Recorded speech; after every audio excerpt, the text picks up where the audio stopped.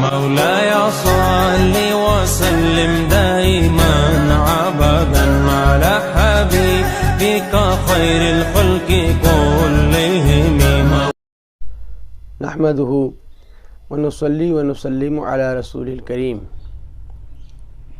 اما بعد، قال رسول الله صلى الله عليه وآله وسلم: اکملکم ایمانا احسنکم خلقا، او کما قال صلی اللہ علیہ وآلہ وسلم. صدق رسولنا محمد صلی اللہ علیہ وآلہ آلہ واصحابہ واولادہ وازواجہ وذریاتہ واہل بیتہ وعطرتہ وعشیرتہ واہل محبتہ اجمعین. معزز سامعین و ناظرین، السلام علیکم ورحمۃ اللہ وبرکاتہ. آج اس مختصر سے ملاقات میں عوام کے سامنے سوشل میڈیا پر آنے کا فقط ایک مقصد ہے کہ خلق عظیم کے پیکر اتم حضرت محمد صلی اللہ علیہ وآلہ وسلم کا ارشاد مبارک ہے کہ ایمان میں تم میں سے وہی کامل تر ہے جس کے اخلاق بہترین ہو، اور اخلاق انسان کا سب سے بڑا زیور ہے. جو شخص اخلاق سے گرتا ہے پھر اس کی انسانیت، اس کی حیثیت، اس کا مقام، اس کا مرتبہ بہت ہی کم ہو جاتا ہے. میں منہاج القرآن انٹرنیشنل جموں کشمیر کے ہیڈ کوارٹر سے اس وقت اس ملاقات میں آپ سے مخاطب ہوں. خصوصاً میں منہاج القرآن کے تمام ممبران، رفقا، کارکنان، وابستگان اور تنظیم میں کام کرنے والے جملہ عہدیداران سے بڑے ادب کے ساتھ گزارش کرتا ہوں کہ بدقسمتی سے اس وقت جو اپنی وادی میں ایک ماحول بنایا گیا ہے اور اس ماحول کے چلتے سوشل میڈیا پر کم ظرف لوگ، بے صبر لوگ اور غافل لوگ طرح طرح کے بیانات دیتے ہیں اور ان بیانات میں انتہائی بے ادبی کا مظاہرہ کرتے ہیں اور بس اوقات تو بد زبانی تک آ جاتے ہیں، گالی گلوچ تک بات آتی ہے اور ایک دوسرے کی کردار کشی تک کی بات آتی ہے. اس سے پہلے ہم کہہ چکے ہیں کہ منہاج القرآن انٹرنیشنل یہ عالمی سطح پر مانی ہوئی، بین الاقوامی سطح پر مانی ہوئی ایک امن پسند تحریک ہے، علم دوست تحریک ہے، مثبت رویہ رکھنے والی تحریک ہے اور ہمیشہ پازیٹیو سوچ رکھنے والی تحریک ہے. اس تحریک کے دشمن اور جو اس کے خیر خواہ نہیں ہیں وہ یہ چاہتے ہیں کسی نہ کسی طرح سے اس تحریک کے ان افراد کو الجھایا جائے جو بھی تازہ وابستہ ہیں، تاکہ ان کے کھاتے میں کوئی بدامنی آ جائے، کوئی فساد کا حصہ آ جائے.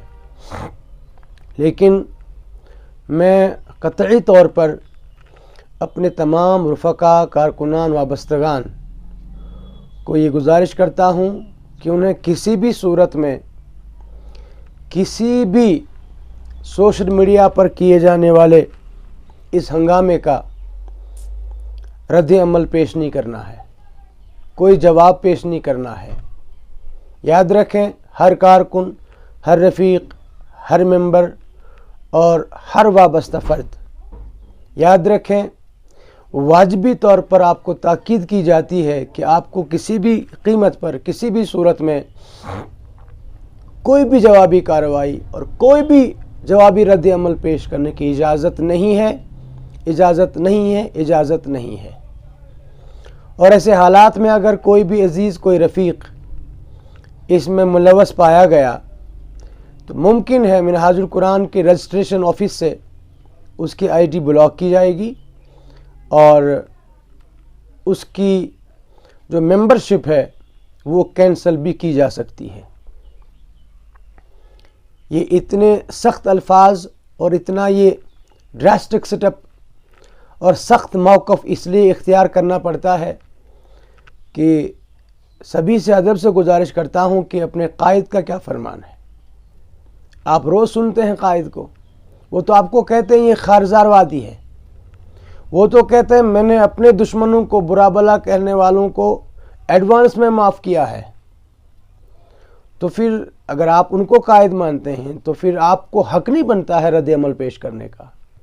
ہاں، اگر ان معاملات میں کوئی رد عمل، کوئی جوابی کارروائی پیش کی جانی ہوگی، وہ پھر مرکزی قیادت اور اس کا جو سینٹرل کورم ہے وہ کوئی مشاورت کر کے کوئی فیصلہ کریں گے، تو وہ ہیڈ آفس سے، ہیڈ کوارٹر سے کوئی جواب آئے گا اگر اس کی ضرورت محسوس ہوئی تو۔